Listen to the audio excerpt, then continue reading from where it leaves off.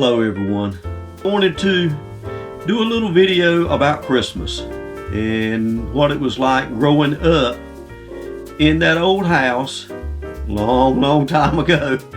But what it was like growing up there at Christmas time and the things that went on at my house. We were raised in a Christian home. It was Sunday school, church, Wednesday night service. I was raised in a good Christian home by good Christian people. And the main thing that my granny, and like I said, I was raised by my grandparents, that my granny did for me, and it has stuck with me all of my life, is she read the Christmas story to me out of the Bible. Not just to me, but to the whole family. That's the real reason for Christmas. That's what Christmas is about. Christmas is not about presents and how many presents you're going to give your kids or how many presents you're going to get if you are a kid. That's not what it's about. It's about Jesus and what He has done for us. But she read the Christmas story about how Jesus was born. He was born in a manger, and about the three wise men. I'm not going to tell the whole story because I don't want to turn this into a sermon. Some people say that I do that sometimes. So I'm not going to turn it into a sermon, but I just wanted to tell you that that's one of the main things that my granny did, is read the Christmas story about Jesus' birth. And she sat down and did that, and I really thank her for that and thank her for raising me in a good Christian home. Now we'll move on to what my pa did around Christmas time. Like I said, I was raised in a I guess it was, I don't know if it was typical. It was typical of my house. And I didn't feel poor. I didn't feel like we were poor. But if I look back on it, on my standard of living now and everybody else's standard of living in this day and time, we were poor. We didn't get candy, and you just didn't go into cupboards or in the pantry and get snacks and eat that all the time. It was just not like that around my house. But one of the things that my pa did at Christmas time is he brought home a bushel of apples, bushel of oranges, and sometimes it was a half a bushel of oranges and a half a bushel of tangerines. But he brought that home, and that might not seem like a lot to people now, because you can get oranges year-round and apples, but it was not like that when I was growing up. You got those things kind of in season, so to speak. But he brought home apples and oranges and tangerines at Christmas time, and that was a treat to us kids especially. And it was I guess it turned into a little bit of not a treat to my granny, because one year he brought home more than he normally did, and she was like, "What in the world am I going to do with all this fruit, Robert? I don't know what I'm going to do. We're not going to eat all this fruit. It's going to go bad before we eat it." But I can't remember whether it went bad or not, because I was just glad to get it. And Granny, she took the fruit and stuff, and she did some things with it, and made some different things, apple pies and stuff like that. And she made all kinds of Christmas candies and stuff at Christmas. But when I was growing up, it was a really real treat for us around Christmas time for us to get that. It was not put in our stocking, so to speak.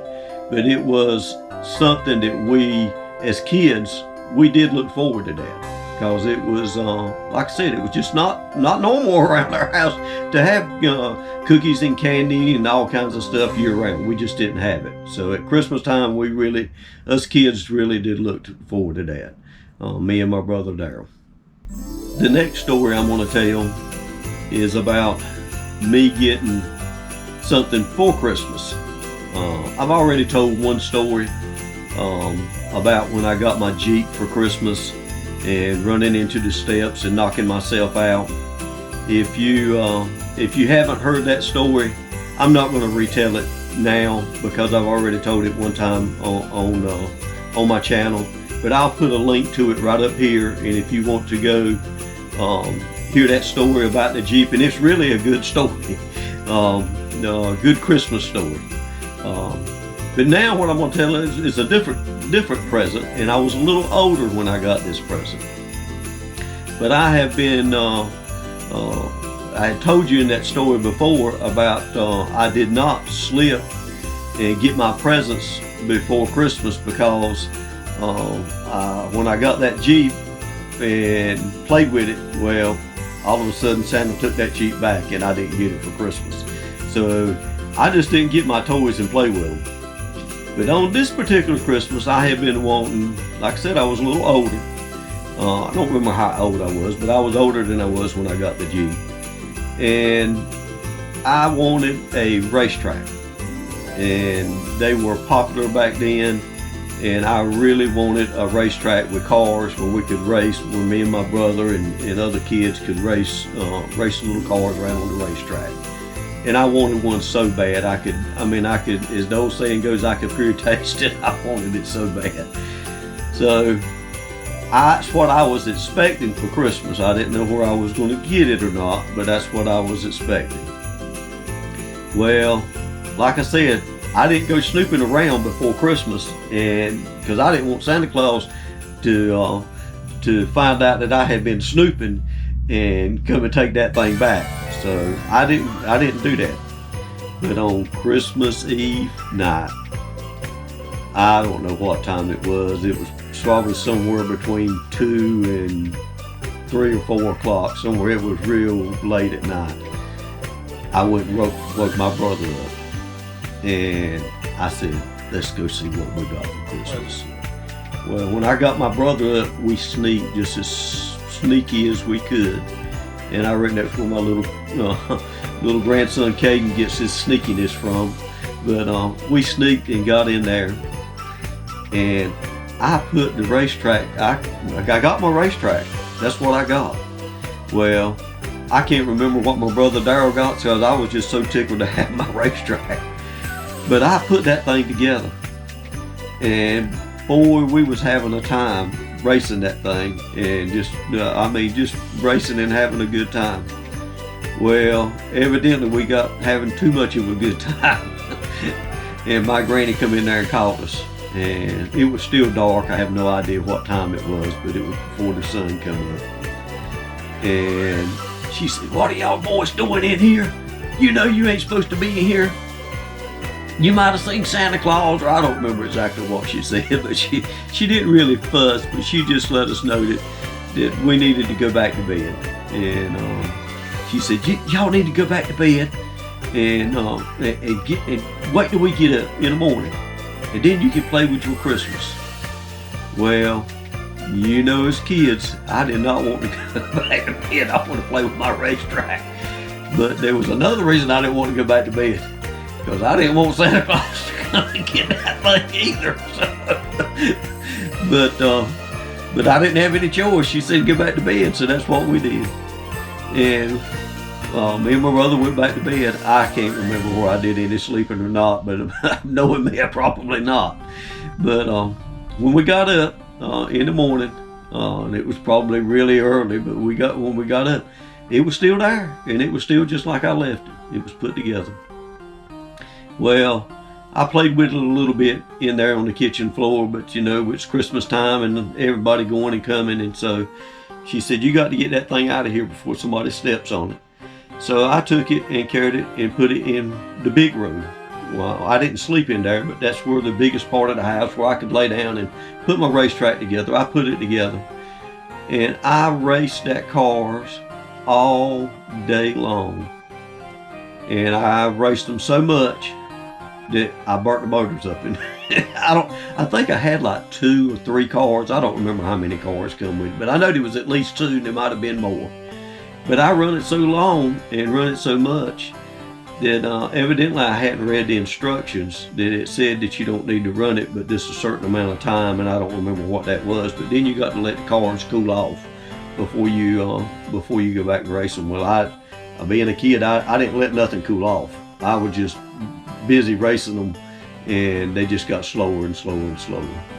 and so I burnt the motors up in them. So I was a little bit disappointed. Here I have just got it and burnt the motors up in it the very first day.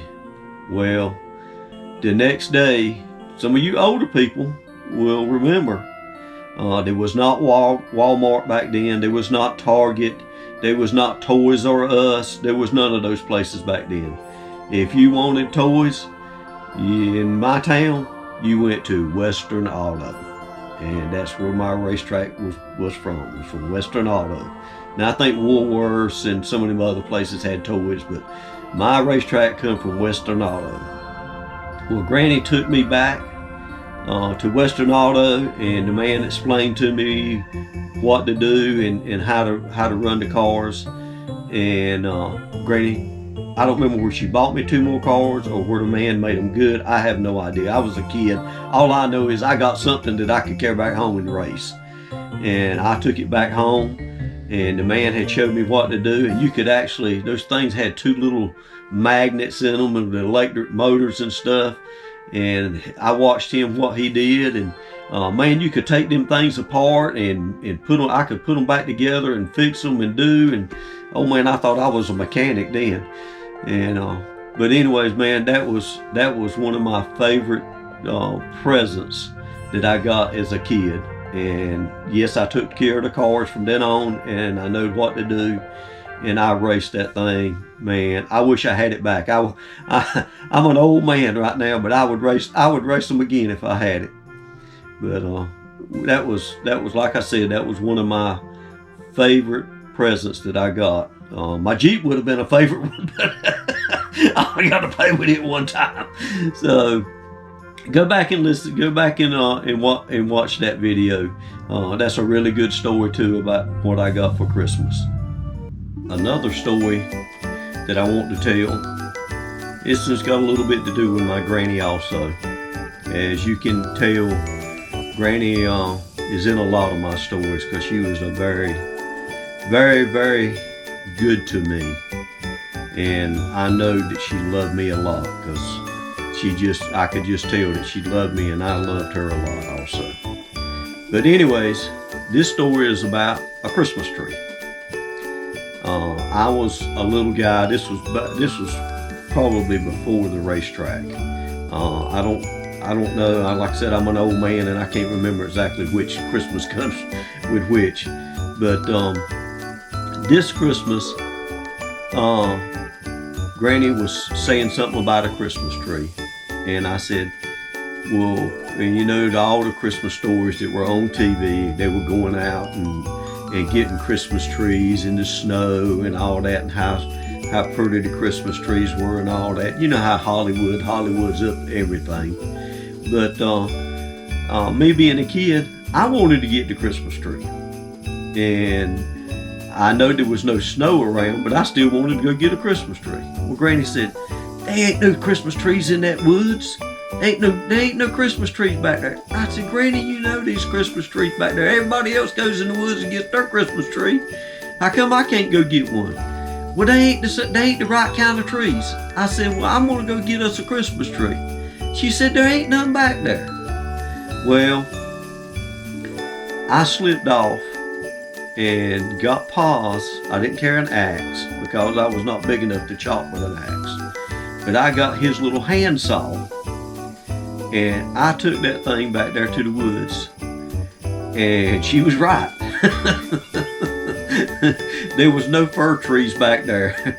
There was no Christmas trees like they grow in the mountains. I think North Carolina is one of the biggest producers of Christmas trees, real Christmas trees.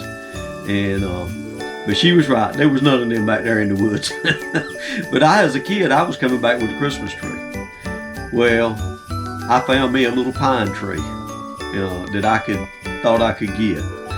And I cut that daggone pine tree down with that saw, and I took that thing back to the house. And I didn't tote it because I was not big enough to tote it, so I drug it back up there. And you can imagine what a little pine tree with a little youngin', probably, I don't know, I was probably 8 years old. I have no, I can't remember exactly how old I was, but I was little. And you can imagine it was not a very big tree. The youngin' that size could drag it from the wood, because the woods was not close to our house. It was probably a quarter of a mile or further away from where the house was to get that tree. But I drug that thing back up there, and my granny said, "That ain't the right kind of tree." And I said, "Yeah, I know." But anyways, it was the Christmas tree that I got. And she put that Christmas tree up. And that's the Christmas tree that we had for that year. And I can't remember how ugly it was, but you know it couldn't have been a pretty Christmas tree, a little old pine tree. But that just shows you how much that she loved me. And she didn't want to break my little heart and tell me no, that tree was ugly and we won't go put that thing up and we won't having that thing. And so she let me put that Christmas tree up, and that's it stuck with me all these years that she let me have my Christmas tree. And my granny and my pa, if y'all haven't already learned this, I don't want to get all choked up, but they were very special people to me. They were very good to me, and I loved them a lot, and I miss them a lot. I want to spend all the time I can, just like everybody else, here on earth with my family that's living. But I will rejoice when I go to heaven and I get to see them again. And I better hush before I do get all choked up. But I hope you've enjoyed this. Little things about what it was like growing up in a 200-year-old house with my grandparents and me as a little kid, and the memories that I got to make growing up in that old house with my grandparents. I hope you're making memories with your family, and sometimes it's the little things that kids, you don't think they remember or you don't think they're paying attention, but it's the little things, the time you take to spend with your kids that they remember. It's not the big presents that you get. As you can see, I'm an old man now. The only two presents that I can even remember was my racetrack and my Jeep. And I didn't even get to keep the Jeep. So it's not about the presents, y'all. It's about spending quality time with your family. And just remember, Jesus is the reason for the season. God bless everybody. Merry Christmas and have a Happy New Year.